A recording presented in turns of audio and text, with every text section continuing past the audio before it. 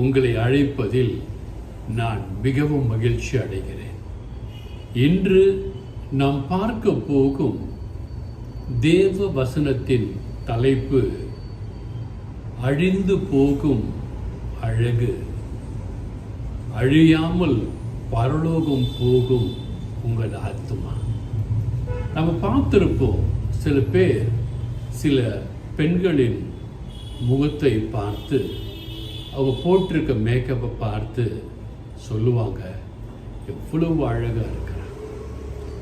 ஒரு மழை பெஞ்சு தண்ணி முகத்தில் பட்டால் அழகெல்லாம் போயிடும். உதட்டில் பார்த்தீங்கன்னா உதட்டு சாயத்தை போட்டுக்கிட்டு சிவப்பா உதடு எப்படி இருக்கு பாரு, ஆப்பிள் மாதிரி இருக்கு பாருன்னு சொல்லுவாங்க. இதெல்லாம் பாவத்தை தீண்டுகிற, மனிதனுடைய காமத்தை தூண்டு